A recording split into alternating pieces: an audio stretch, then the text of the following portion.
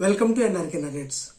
సాధారణంగా ఒక పార్టీ అధికారం కోల్పోయి మరొక పార్టీ అధికారంలోకి వస్తే గత ప్రభుత్వాన్ని సపోర్ట్ చేసి గత ప్రభుత్వంతో అంటగాగిన చాలామంది రాజకీయ నాయకులు కానీ, వ్యాపారవేత్తలు కానీ, స్వామీజీలు కానీ, పెద్ద మనుషులు కానీ ఇలాంటి వారు మళ్ళీ ఈ ప్రభుత్వంతో, ఈ ప్రభుత్వపు ముఖ్యమంత్రులతో, ఈ ప్రభుత్వపు పెద్దలతో టచ్లోకి వచ్చి వారి దైనందిన జీవితం, వ్యాపార జీవితం, రాజకీయ జీవితం మెరుగుపడటం కోసం, ఆ స్వామీజీల భవిష్యత్తు కోసం చాలామంది వెంపర్లాడుతుంటారు. చిన్నజీయర్ స్వామి దీనికి అతీతుడేం కాదు. చిన్నజీయర్ స్వామి అంటేనే ఏమంటారంటే ప్రజలకు అతీతుడుగా ఉంటారు. ప్రజలను ఆయన ముట్టుకోరు, ప్రజలను ఆయన తాకరు, ఒక దైవాంశ సంభూతుడిగా ఉంటారు. ఆయన ముందు అందరూ కింద కూర్చోవాలి. ఆయన ఒక సింహాసనం లాగా ఉంటే దాని ముందు కూర్చోవాలి. గతంలో తెలంగాణ రాష్ట్ర ముఖ్యమంత్రి కేసీఆర్ గారు కూడా చిన్నజీయర్ స్వామి ముందు అలానే కూర్చున్నారు. ఆయన టెంపుల్ కట్టినప్పుడు కానీ, లేకపోతే ఆయన సువిశాలమైన అక్కడ నిర్మాణం చేపట్టినప్పుడు కేసీఆర్ గారు కానీ చాలామంది గారు సపోర్ట్ చేశారు.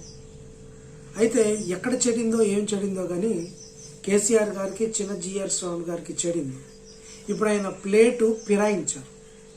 చిన్నజీయర్ స్వామి గారు స్వామీజీలేవి రాజకీయ నాయకులకు అతీతులేం కాదు. జనరల్గా ఎట్లుంటారంటే స్వామీజీలు ఆధ్యాత్మికవేత్తలు రాజకీయాలకు అతీతంగా ఉంటారు. కానీ ఇక్కడ చిన్నజీయర్ స్వామి ఏం చేశారంటే కేసీఆర్ను వదిలేసి రేవంత్ రెడ్డిని ప్రసన్నం చేసుకునే పనిలో పడ్డారు.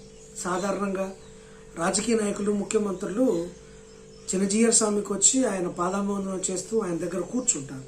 కానీ ఇక్కడ వెరైటీ ఏంటంటే తమ యొక్క వార్షికోత్సవ ఆహ్వానం నిమిత్తం చిన్నజీయర్ స్వామి గారు రేవంత్ రెడ్డి దగ్గరకు వచ్చి ఆయనతో మాట్లాడి ఆయనకు ఆహ్వాన పత్రిక ఇచ్చి ఆయన గౌరవంగా చూసి ఆయన లేకపోతే ఆయన షేక్ హ్యాండ్ ఇచ్చి ముట్టుకున్నాడు. ఒక మనిషిని ముట్టుకొని స్థాయికి వెళ్ళిపోయిన చిన్నజీయర్ స్వామి ప్లేటు మొత్తం ఫిరాయించి ఇప్పుడు రాష్ట్ర ముఖ్యమంత్రి రేవంత్ రెడ్డి గారు తోటి ఆయన కరచాలన చేయటం, ఆయన ముట్టుకోవటం, ఆ తర్వాత ఆయనకు ఆహ్వాన పత్రిక ఇవ్వడం జరుగుతుంది. సో మొత్తానికి రేవంత్ రెడ్డి సాధించారు. గతంలో ఈ చిన్నజీయర్ స్వామి, మైహోమ్ అధినేత రామేశ్వరరావు మీద విపరీతమైన ఆరోపణలు రేవంత్ రెడ్డి గారు చేశారు. వాళ్ళు చేస్తున్న దందాలపైన, మైహోమ్ రామేశ్వరరావు కానీ వీళ్ళందరూ కలిసి కేసీఆర్ గారు చేస్తున్న దందాలపైన చాలా విమర్శలు చేశారు. అటువంటి సందర్భంలో ఇప్పుడు చిన్నజీయర్ స్వామి వెళ్ళి రేవంత్ రెడ్డి గారిని కలవడం, ఒకసారి ఆ ఫొటోస్ ఒకసారి చూడండి.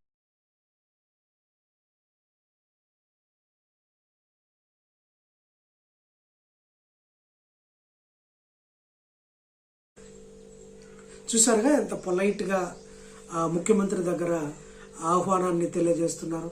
జనరల్గా అతనికి అంత పొలైట్నెస్ ఉండదు. ఎవరైనా అతని దగ్గరికి రావాలి, గాంభీర్యాన్ని ప్రదర్శిస్తారు, చక్కగా మాట్లాడతారు కానీ గాంభీర్యాన్ని ప్రదర్శిస్తారు. సో నేను ఒక దైవాంశ సంబుద్ధునిగా ఉంటాడు. కానీ రేవంత్ రెడ్డి దగ్గర మాత్రం ఆ పప్పులు ఉడకలేదు.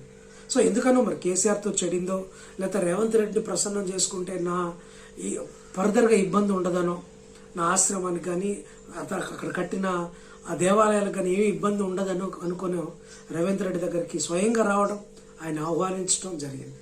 ఏదేమైనా అధికారం అనేది రాజకీయ నాయకులకి, అలాగే వ్యాపారవేత్తలకి, చిన్న చిన్న మోటా నాయకులకు కాదు, కానీ ఇలాంటి స్వామీజీలను కూడా ఒక కుదిపేస్తుంది అన్నది సత్యంగా మారిపోయింది. ఇప్పుడు రేవంత్ రెడ్డి పంచం చేరటానికి స్వామీజీలు కానీ, మైహోమ్ రామేశ్వరరావు కూడా తపన పడుతుండటం చూస్తుంటే సో రేవంత్ రెడ్డి సాధించినట్టుగానే ఘనతగానే ఇది చెప్పుకోవచ్చు. Thanks for watching.